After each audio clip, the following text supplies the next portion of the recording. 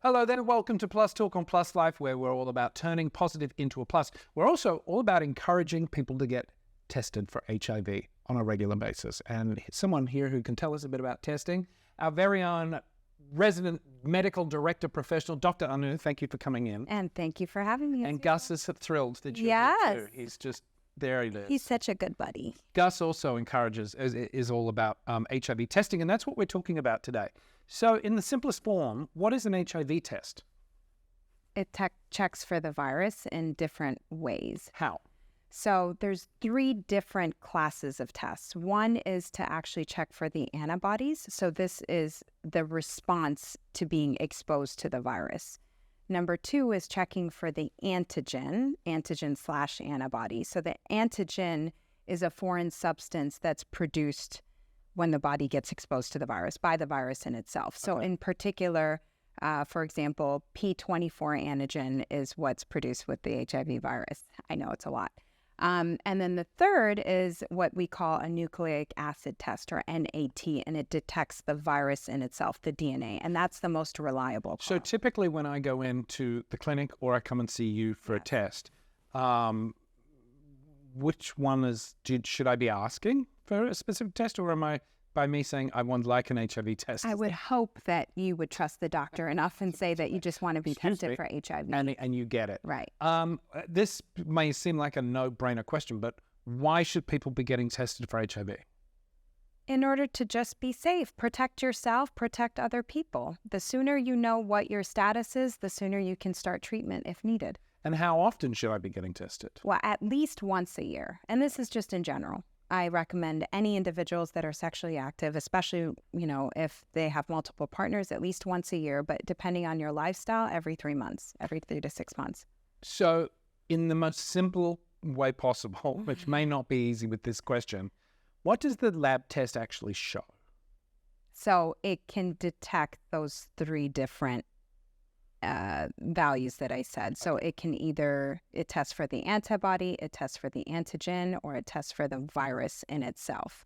Now, the last test that I said, the nucleic acid test, it's the one that can pick up if you have HIV or not the quickest. Right. So about 10 to 33 days after potentially being exposed. Now, we know that one of the biggest obstacles for people getting tested is stigma and the misinformation that still exists around HIV. So now we have at-home tests and home testing. But what is the difference, I guess, between doing an at-home test and versus coming into the clinic? Yeah, so the blood draw obviously is going to be the most accurate. And with the blood draw, as I stated before, we can actually test for the virus in itself and look at the viral load with that as well, how much of the virus you actually have. The at-home test, there's a couple of different at-home tests. One is to check for the antibodies, and that's the last thing to actually form and be detected. And you can do an at-home oral test, just swabbing your gums. Mm-hmm. The other is there's actually mail-in tests where you do a finger prick and send your blood in, and that checks for the antibody antigen. Where might a at-home test be a better option for somebody? If you're nervous, if you're nervous or it's inconvenient to go to a doctor's office, you feel safe of being at home, you want a quicker result, right? Because some of these tests, it takes, 20 minutes to get the result, 20 to 30 minutes to get the result? So I've got a test here. Lean in. We might have to do this. But this is, there's a few brands out there. Yeah. But this is an at-home test. They're pretty straightforward, aren't they? Yeah. I mean, look at the information that's given, and it's just, you just read through it and everything is there. So in this case, this is an oral test.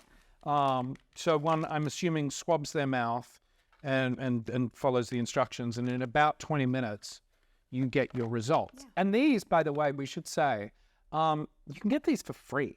These don't even cost any money. Like there are services out there, if you Google online, where they will send this to your home in a discreet package. Because again, stigma, right? Right. And, always check with your local health department, your primary care provider, because state laws also vary. So just figure out what your options are. How reliable do you think these are? Not as reliable, like I said, compared to the actual blood draw. And also keeping in mind when your last exposure date was, because if you test yourself too quickly or too soon, then you're going to get a falsely negative result. And then I had that once. That was part of my HIV diagnosis journey. Yeah. It's that kind of. This is the window period that Correct. people talk about, Yeah. right? Can you talk a bit about that? Right. So from the exposure to when you actually can potentially test positive, there's a window period where you may get falsely negative results because you need to have enough of the virus to be detectable on a test. And how wide is that window?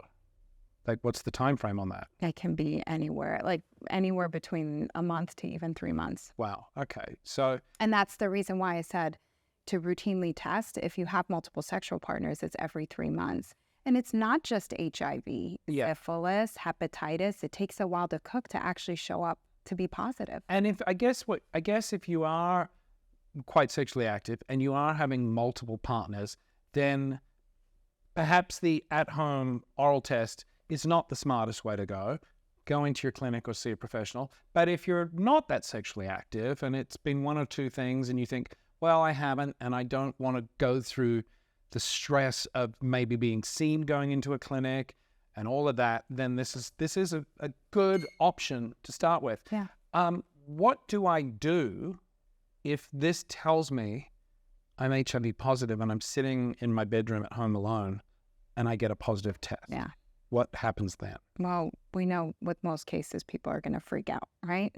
That's the number one. So it's easier said than done, but try and stay calm. And then second is to reach out. If you do have a doctor that you regularly see, make an appointment as quick as possible. If you don't, then at least set up a doctor's appointment so that you can get evaluated and treated as soon as possible. And then third is, if you have anybody that you can share with or reach out to so that during this process or to talk things through or even ask questions, then do so. That would be the time to reach out to people. Yeah, and I would say that as an HIV positive person, if any of my friends say, oh, I want to do this test, I'm always very quick to say, do you want me to be there with you when you test? Or do you want me to be on the phone or FaceTime with you just in case? Yeah. And I think if you know people who are living with HIV and you decide to do the home test, reach out to them and let them know, because those of us with the lived experience, we can be a big help if you get that news. And fingers crossed you don't get the news. Yeah, and then it's great. These tests, if people can do at-home COVID swabs right now, then this is quite simple. I know it may look intimidating because of all the packaging, but it is really straightforward. The process is very, very, very straightforward and very simple. Don't let it deter you from getting tested. And I think that's a great way for us to wrap up this episode of Plus Talk.